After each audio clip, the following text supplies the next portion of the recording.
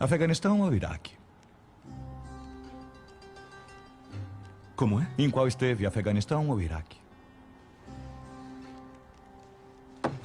Afeganistão, como sabia? Mole o café, obrigado.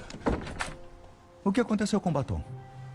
Não combinava comigo. Sério? Achei que melhorou muito. Sua boca parece pequena agora. Tá bom. O que acha de violino?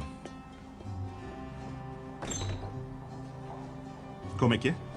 Eu toco violino quando estou pensando e fico sem falar por uns dias. Isso te incomodaria? Quem pretende morar junto deve saber o pior um do outro. Falou de mim pra ele? Não falei nada. Como sabe que estou procurando um quarto? É óbvio. Falei pro Mike essa manhã que sou um homem difícil para dividir quarto. E agora ele aparece aqui, depois do almoço, com um amigo que acabou de voltar do serviço militar no Afeganistão. Não foi tão complicado. Como sabia do Afeganistão? Estou de olho em um ótimo lugarzinho no centro de Londres. Juntos poderemos pagar. Nos encontramos lá amanhã às 7 horas. Desculpe, tenho que correr. Eu esqueci meu chicote no necrotério. É simples assim? Simples o quê? Mal nos conhecemos e vamos ver um quarto? Te incomoda? Não sabemos nada um sobre o outro, não sei onde eu me encontro e nem sei o seu nome. Sei que você é um médico militar que ficou inválido e voltou do Afeganistão. Sei que tem um irmão que está preocupado com você, mas você não pede ajuda porque não aprova o estilo de vida dele. Deve ser um alcoólatra. Provavelmente porque se separou da esposa recentemente. E sei que sua terapeuta acha que é psicossomaticamente manco. E está certo, devo admitir. Isso é o suficiente para começar, não concorda? Meu nome é Sherlock Holmes e o endereço é 221B da Rua Baker. Boa tarde.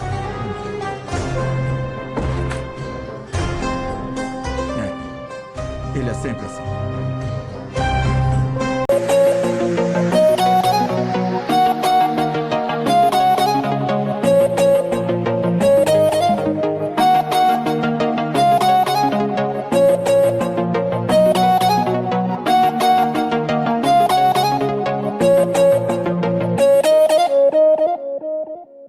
Olá pessoal, tudo bem com vocês? Sou Vinícius aqui mais uma vez, aula de língua portuguesa. Hoje nós estamos aqui, digamos que, dando uma organizada no nosso conteúdo, no nosso capítulo. Estamos no último ponto que a gente precisa ver efetivamente, que é o ponto de ortografia, que nós vamos falar sobre o uso do hífen. Lembra que a gente comentou lá em formação das palavras, né? Quando é que usa hífen, quando não? Pronto! Hoje nós vamos comentar um pouco sobre isso. Vou passar para vocês aqui algumas regras, né, algumas orientações sobre quando colocar o hífen, quando não, para que a gente tenha, né, um aproveitamento melhor nesse potencial de escrita. Porém, antes disso, vocês viram aí na abertura, coloquei para vocês um trecho de uma cena da série Sherlock Holmes, está na Netflix. Né? Hoje eu não trouxe os enigmas, né, as charadas, para vocês desvendarem. Trouxe essa cena porque é uma série bastante interessante, tá? É uma série boa realmente para vocês assistirem. Tem aí, né, o personagem que a gente pode dizer, né, que é, né, a representação dos enigmas, né, na literatura, né, mundial, internacional, que é o Sherlock Holmes. E vocês podem interagir também em relação a isso. O que eu quero dar destaque para essa cena, que é importante não só para o gênero narrativa de enigma, mas para o nosso cotidiano como cidadãos, né, como estudantes, como pessoas que interagem e se relacionam com a nossa língua, com a língua portuguesa, é que existe um processo, né, uma característica muito importante, que muitas vezes é deixada de lado e a gente precisa estar sempre fazendo menção e retomando essa característica. Aí nessa cena que vocês viram e nas narrativas de enigma, nesse processo dessa questão, desse universo policial, de detetives e tal, essa questão, essa característica é chamada de dedução. O poder de dedução de um detetive, o poder de dedução de um policial é peça-chave para desvendar os mistérios, os enigmas, para resolver os crimes, as situações em que eles se envolvem. A dedução, o poder de dedução, né, o aspecto dedutivo, no nosso estudo de língua portuguesa é chamado de inferência. o poder inferencial. Aí a gente tem uns sinônimos, tá? O que é o poder inferencial? Que característica é essa que a gente precisa sempre ter? É a capacidade de observar algo, entender aquela informação, entender aquela situação e gerar conclusões. Eu consegui ter uma informação, ter uma compreensão que eu gere uma conclusão. Né? O que é que eu entendi? Como é que se resolve? Como é que eu chego a um resumo, não um resumo no sentido de diminuir, resumo no sentido de condensar, numa síntese, para ficar melhor. Como é que eu chego numa síntese desse tema? Então eu preciso do meu poder de inferência, do meu poder de compreender algo que está maior e conseguir trabalhar com aquela informação. Tá? Então isso é feito nessas narrativas de enigma e é algo que a gente precisa sempre estar vendo. Tá? Então quando a gente está lendo um texto, a gente vai interpretar o texto, a gente precisa relacionar aquilo que o texto está dizendo, que o autor está propondo, com aquilo que a gente já sabe, com algum outro conhecimento que a gente já tem, ver se aquelas informações elas estão coincidentes ou são divergentes. Como é que a gente pode levar isso como uma proposta? Como é que a gente pode trazer isso de uma forma que gere um debate, que gere um aprendizado? Então, esse processo interpretativo, ele está além do gênero, tá? Não existe só o processo dedutivo ou inferencial no gênero narrativa de enigma. Não. Esse processo é algo constante e que a gente precisa trabalhar com ele. Muitas vezes, e aí eu estou sendo bem sincero aqui com vocês, tem gente que não exercita esse lado, esse aspecto, essa característica dedutiva e inferencial, não. Tem muita gente que é acostumada a só pegar a opinião pronta de alguém e repassar, transmitir, copiar, colar. Tem muita gente que não se permite abrir espaço para pensar, refletir, colocar sua opinião, contrapor, argumentar, gerar uma conclusão. E isso é muito importante no nosso processo de desenvolvimento, não só em língua portuguesa, leitura, não só no processo cognitivo, mas no processo social também. No processo da gente interagir com as pessoas e com aquilo que a gente vai lidar ao longo da vida. Tá? Então, fica aí essa menção honrosa para Sherlock Holmes e também para o nosso gênero. Não só gênero textual, mas para a vida cotidiana em sentido geral. Ok? Muito bem. Passando isso, pega teu livro didático agora. Nós vamos para a página 121. Tá? Ficou faltando essa atividade para a gente fazer. E eu vou confessar uma coisa para você aqui. Há algumas aulas atrás, eu já tinha colocado no meu roteiro de fazer essa página com vocês. Só que aí a gente teve a aula de formação de palavras, foi muito longa e eu deixei passar. Na outra aula, que foi sobre estrutura das palavras, formação de palavras, eu tinha colocado no roteiro de fazer essa atividade com vocês. E foi muito longa e eu deixei passar mais uma vez. Agora, antes de eu explicar o assunto, eu já estou trazendo ela que é porque depois de 3 semanas, né? 3 não, 4 eu acho, nem sei mais quando foi, que eu ia trabalhar isso e deixar passar mais uma vez, não. Então, abra aí teu livro, página 121, é o resumo do capítulo 3 do gênero relato de memória, né, das nossas memórias, quando a gente escreve sobre aquilo que a gente já vivenciou, enfim, ok? Nessa página diz o seguinte, são 2 questões só, rápido e fácil. No primeiro, analise o esquema e complete as informações relativas ao gênero relato de memória, né, que a gente tem como características desse gênero. E aí você tem o tema, né, qual é o tema, sobre que assunto esse gênero fala, você vai completar esse espaço aí. Autoria, que tipo de narrador é, qual é a pessoa do discurso que opera nesse texto, primeira pessoa, segunda pessoa, terceira pessoa, você vai colocar aí. E sobre linguagem, que tipo de linguagem é usada? É o registro mais formal, aquele texto mais culto, mais centrado?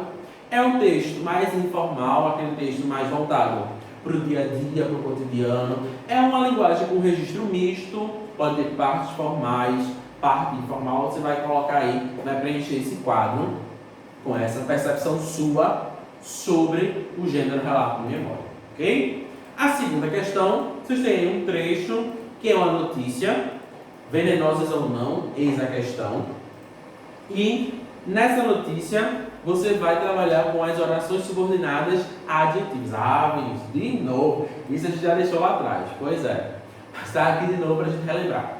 Vamos rapidinho. Orações subordinadas adjetivas. Só são dois tipos. Ou é restritiva ou é explicativa. Restritiva, quando não usa vírgula, sentido de limitar. Explicativa, quando usa vírgula, no sentido de acrescentar. Então, fácil. Na letra A, você vai identificar 3 orações adjetivas aqui, vai sublinhar no próprio texto da notícia. Na letra B, você vai colocar se as orações estão classificadas da mesma forma, ou seja, as 3 que você marcou foram restritivas, as 3 foram explicativas ou teve mudança. 2 foi de um tipo, 1 foi de outro tipo. Você vai colocar aí essa informação. E na letra C, todos os pronomes relativos. A gente sabe que oração subordinada tem pronome relativo. Iniciam as orações destacadas. Tem a mesma função. E você vai dizer, qual é a função desse pronome relativo? É a função de sujeito? É a função de objeto? Ou é a função de complemento? E aí você vai colocar aí, vai só marcar um X em uma dessas 3 alternativas. Ok? Muito bem. Eu estou rindo porque já faz várias semanas que eu tenho que fazer essa atividade e no meu roteiro foi passando para lá e para cá. Mas hoje ela saiu, ok? Muito bem, agora sim, nós vamos para o nosso tópico de gramática, de ortografia na verdade, relativo a este módulo, que é o uso do hífen. E aí, deixa eu colocar aqui, para ficar bonitinho, o uso do hífen. Só que, antes de falar de ortografia, antes de falar da língua portuguesa, eu vou pedir a ajuda de uma outra disciplina. Zé, a professora Manuela não está aqui agora, mas vocês podem interagir com ela, podem até ver se eu estou falando besteira ou não. Mas na física, para o pessoal do nono ano, né, biologia, química e física, na física existe uma lei muito interessante a respeito dos corpos, das massas. E se eu estiver falando besteira, depois vocês falam para a Manuela me corrigir, que é a lei da atração. Isso é trabalhado com eletricidade. É a lei de deixa eu olhar aqui, tá? Coulomb, quase Coulomb. A lei de Coulomb sobre a eletricidade. E aí eu estudei para falar isso, tá? Para falar besteira aqui. Que é a expressão. Vocês já devem ter ouvido. Os opostos se atraem. Tá? Essa, obviamente, é um resumo, né? Do que seria essa lei. O que é que Coulomb, estou olhando o nome dele aqui, sobre a eletricidade, quis dizer? Os opostos se atraem. Ou seja, e eu trouxe aqui para representar, ó, né? O ímã é um ímã de geladeira e uma tesoura. Para mostrar aqui, 2 corpos que têm, né, a questão elétrica diferente, um positivo e um negativo, eles vão se juntar. E aí é isso que faz o ímã ficar preso aqui quando, né, eu junto essas 2 superfícies. Então essa que é a ideia da lei de Coulomb lá na elétrica. Os opostos se atraem. Olha que bonitinho. O ímã de geladeira está aqui atrás, para vocês verem. Eu coloco ele aqui, ele fica preso por conta dessa força que faz juntar. Aí eu estava pensando, Vinícius, você está conversando água com a gente. O que é que tem a ver essa lei da eletricidade, da física, com o uso do hífen? Tudo a ver. Tudo a ver. E eu vou lhe mostrar por que isso. Hoje, nós estamos em 2020. E tem uma questão que agora, o cavalo branco é meu, vou dar a minha opinião pessoal, tá? Tem uma questão que a nossa gramática, o nosso processo de escrita, a nossa ortografia passou por uma revolução, né, que é chamado do acordo ortográfico. E aí diz assim, né? A nova ortografia da língua portuguesa, o novo acordo ortográfico. E aí essa é uma opinião minha, tá? Eu não gosto de chamar mais de novo acordo ortográfico. Até porque o acordo ortográfico é de 2009. A gente já está em 2020, já são 11 anos. A gente ainda está chamando ele de novo. Ou seja, quando a gente diz que é o novo acordo ortográfico, ou o que é? as novas regras de ortografia, na verdade, é uma desculpa para a gente que não aprendeu ainda como é que usa.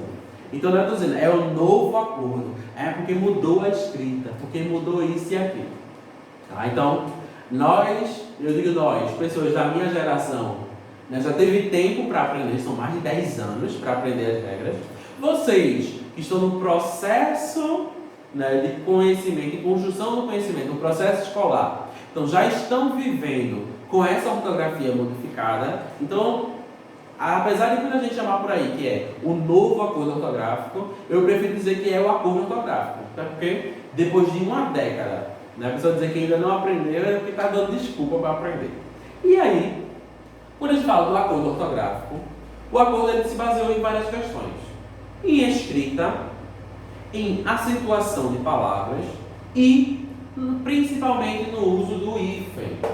O uso do hífen foi um dos critérios que foi trabalhado no acordo ortográfico. E depois dessas modificações que foram feitas, e aí se você não está ligado, pode fazer uma pesquisa, tá no ano, eu vou cobrar depois, sobre o acordo ortográfico, como ele aconteceu, como foi feito, por que demorou tanto, se vocês não sabiam. O acordo ele foi, né, oficializado em 2009, mas a proposta dele é de 1990, demorou quase 20 anos para ser assinado. Quais são os países que participam? Porque vocês sabem, não é só Portugal e Brasil que tem português como língua oficial. Nós temos vários países, principalmente no continente africano, que tem português como língua oficial. Então, a coisa não é tão simples. A briga não é só Brasil e Portugal, tem muito mais coisa envolvida nisso. Por que esse acordo foi feito? Olha, já tem um trabalho aí que eu estou deixando aqui na indireta para vocês. Quando a gente voltar presencial, a gente vai ter esse trabalho. Você já pode ir pesquisando, já pode ficar por dentro dessas questões. E aí, o hífen foi uma das coisas que foi modificada. E para facilitar a questão do hífen, a gente tem essa regra aqui, ó. A regra da eletricidade. Os opostos se atraem. O que é que eu estou querendo dizer? Para que serve o hífen? O hífen serve para juntar, para unir uma palavra com outra, ou um prefixo com outro, ou uma palavra com um sufixo. Serve para juntar, beleza? Pronto. Então, qual é a regra geral? A regra geral é os opostos se atraem. Como assim? O que eu quero dizer é o seguinte: quando eu vou pegar duas palavras, e essas palavras elas vão ter na junção opostos diferentes, quando elas tiverem letras diferentes, elas vão se atrair, vão se unir. Ou seja, eu não vou usar hífen quando palavras tiverem partes diferentes que vão ser unidas. E aí, presta atenção, vou te dar isso aqui, essa regra geral, com um exemplo que até hoje, e você pode, claro que vocês não estão saindo de casa, mas se você sair por algum motivo, você pode olhar. Tem muito lugar aqui na nossa cidade, em São Lourenço da Mata, que ainda está usando a ortografia errada, depois de mais de 10 anos. É esse exemplo aqui, ó.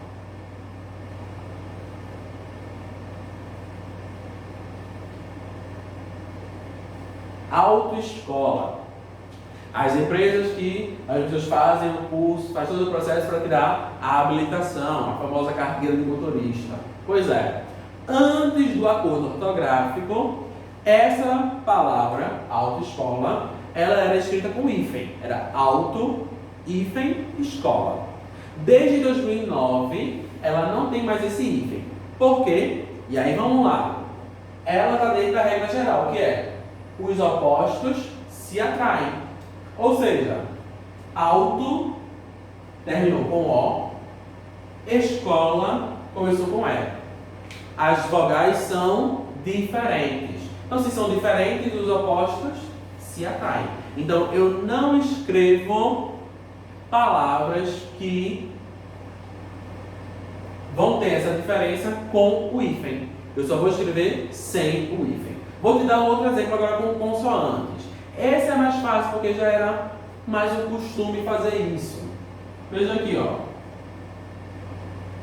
supermercado. Quando eu tenho supermercado, eu tenho super, o prefixo, e tenho mercado, que é o substantivo. Percebeu? Super terminou com uma consoante, mercado começa, na verdade, com outra consoante. São diferentes, então os opostos se atraem. Então, se o final de uma palavra ou de um prefixo e o início da outra for formado por letras diferentes, elas vão simplesmente juntar. Ou seja, o hífen não vai aparecer. Veja como é fácil. É simples, sim. E aí você pode dizer, tá, então, se eu tenho a regra geral, é a regra de não usar hífen, ok? Então, a gente tem já uma segunda regra, que é o contrário, que é o contraponto. E aí, se essa é a regra geral, eu tenho agora o que eu vou chamar de regra inversa. E aí, qual é a regra inversa? Se eu tenho letras diferentes e eu junto, eu não uso o hífen. Se eu tiver letras iguais, então eu vou separar, tá? E é daí, por exemplo, que vem a palavra micro-ondas. Micro-ondas, eu preciso usar o hífen. Por quê? Micro termina com a vogal O, ondas começa com a vogal O. Percebeu? As vogais são iguais, então eu vou usar o hífen, vou separar. Quando for diferente, então eu não preciso utilizar o hífen. Então aí os opostos se atraem. Regra geral, regra inversa. E aí, obviamente, no uso da língua portuguesa, a gente tem palavras que nem sempre vão se encaixar, né, nesse processo. Se fosse só assim, estava tranquilo até demais. E aí, eu vou pontuar aqui para vocês rapidinho algumas questões que a gente precisa observar. E eu estou olhando aqui no meu roteiro que é para não esquecer nenhuma. A primeira questão é que a gente vai ter prefixos acentuados. Quando a gente tiver prefixos acentuados, pré, pós, por exemplo, a gente vai sim colocar o hífen. O hífen vai ser um item obrigatório, tá? Então, por exemplo, é por isso que a gente vê, por exemplo, aí, ó, pré-vestibular ou pós-graduação. Duas palavras do cotidiano para ficar claro para vocês. Tá? Quando o prefixo ele tiver acento, então o hífen ele é um item obrigatório. Outro exemplo aqui é quando a gente tiver, deixa eu trocar a cor, quando a gente tiver o uso de advérbios. Ah, e agora? O que é um advérbio? Nem eu lembro mais. Pois é, volta lá, faz uma pesquisa rapidinho, o que é um advérbio para poder ficar por dentro. Advérbio são aquelas palavras que indicam as circunstâncias. Em que sentido se está naquela situação, naquele momento. Então eu tenho, por exemplo, aqui para vocês, ó, mal-humorado.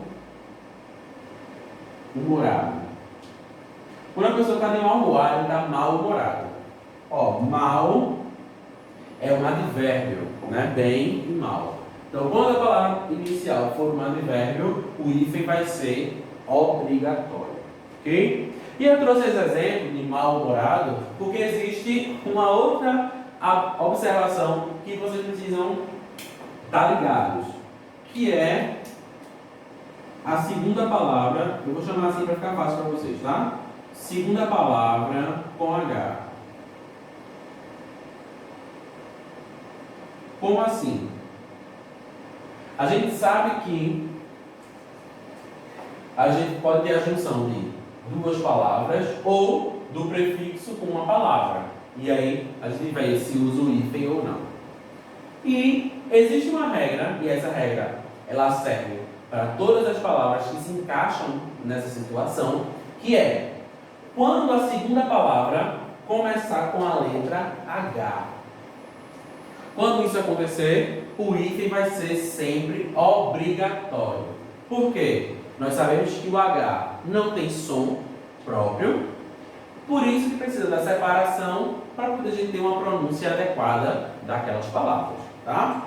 E aí, se liga nessa questão aqui. Percebe? Supermercado não tem hífen, ok? Terminou em R, começou em M, consoantes diferentes. Tranquilo. Porém, se liga nesse exemplo.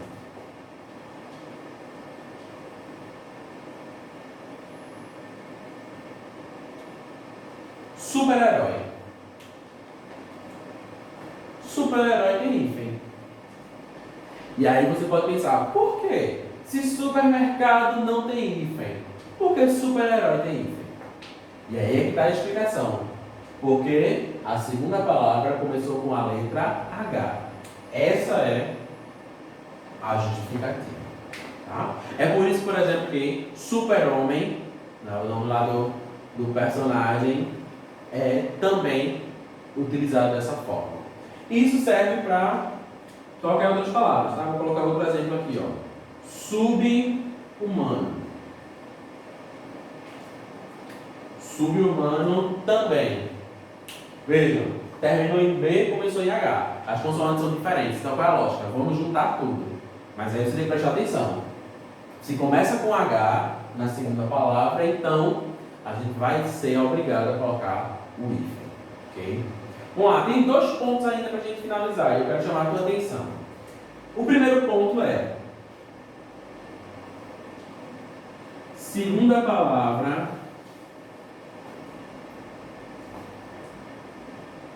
com R ou S. E aqui a gente vai observar e vamos retomar a aula lá de formação de palavras. Quando a segunda palavra for com R ou com S, a gente não vai usar o hífen. Tá? O hífen ele não vai ser utilizado. Porém, ele tem uma característica específica. E a consoante R ou a consoante S vai ser duplicada. Como assim? Em vez de eu escrever uma só, eu vou escrever duas. Vai ficar RR ou SS, que são dígrafos que existem na língua portuguesa. E você pode perguntar, por quê? Por causa da pronúncia da palavra. E eu vou te mostrar aqui, ó. Observa. Eu tenho o prefixo contra e vou ter a palavra regra. E aí observa. O R aqui está duplicado. E as pessoas, não tem nada a ver isso. Pois é. Veja, não tem hífen. Por que não tem hífen? Porque as letras são diferentes. Um terminou com A, o outro começou com R. Se é diferente, os opostos se atraem. Então a gente junta. Porém aqui, nesses casos de R e S, a gente tem que duplicar. Porque se eu não duplico, se eu deixo um R só, fica contra-regra. Percebeu? Um R só no meio de vogais não tem um som forte de Rá ou Ré. Tem um som de Rê. Então, se eu não coloco esse exemplo, se eu não coloco essa duplicação, acaba gerando uma dificuldade na pronúncia. Olha um outro exemplo com SS agora. A palavra mini saia. Percebeu? Mini termina com I, a outra começa com S. São diferentes, os opostos se atraem. Mas não tem hífen. E aí o que a gente fez? A gente duplicou. Por quê? Se eu não duplicar, se eu colocar um S só, no meio de vogais, o S tem som de Z. Então ia ficar mini saia. Você está usando uma mini saia? Veja, que não faz sentido. Então por isso que tem essa duplicação. Para que a gente fale mini saia. Então a pronúncia da palavra continue a mesma. E aí eu vou te lembrar.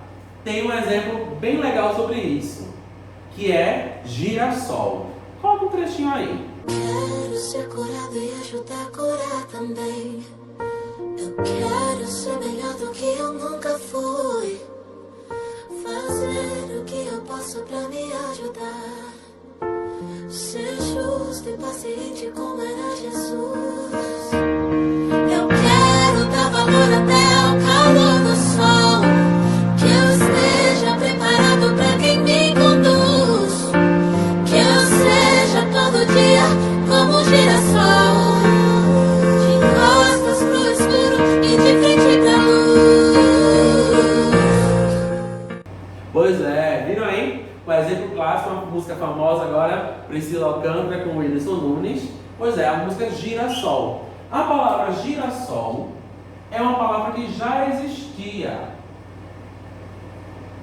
e passou pelo mesmo processo. Por que eu tenho girassol com 2 S? Se sol só tem um. Porque se eu colocar um S só, fica girasol. E a gente não tem um girasol, a gente tem girassol. Entendeu? Por isso que girassol se escreve assim. E aí, se você lembrar, qual é aquela palavra, qual é aquela letra que a gente acrescenta para facilitar a pronúncia? Se você está lembrado em formação de palavras, estrutura de palavras, isso aqui é uma consoante de ligação. Exatamente. Ela não tem um papel sozinho.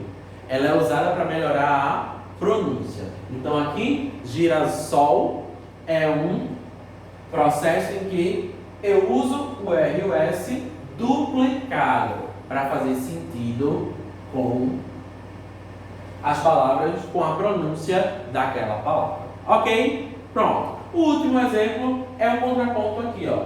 A gente viu que prefixos acentuados tem hífen e se o prefixo não for acentuado, ele não vai receber hífen. Por exemplo, eu tenho fazer, refazer.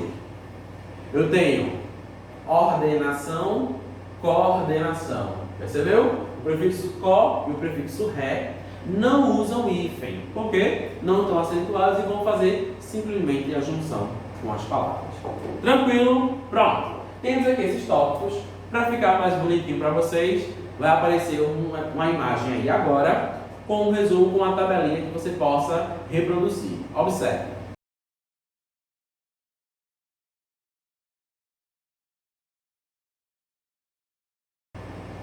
Pronto. Agora sim.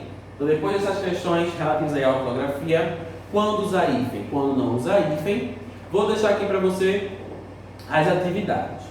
A primeira é no teu livro didático, tá? No teu livro, você vai pegar, é bastante simples esse uso de hífen.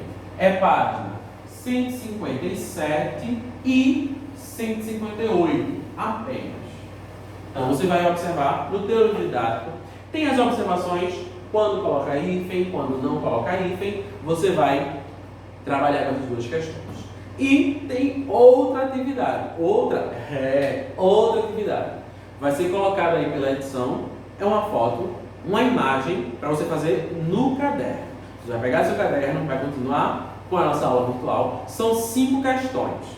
Tem a ver com formação de palavras, com estrutura de palavras, se usa hífen ou não, tem um pouquinho de tudo. Então você vai pegar teu caderno, anota as 5 questões, responde e aí manda para mim, tá? E no nosso encontro ao vivo, nós vamos comentar, vamos debater todas essas questões. Espero que vocês tenham entendido. Lembra, os opostos se atraem. Então, a ortografia é muito importante para saber se eu coloco hífen ou não. Se ficou dúvida, deixa aqui no comentário, manda lá no e-mail, estuda, realiza as atividades e até a próxima aula. Bons estudos, tchau, tchau.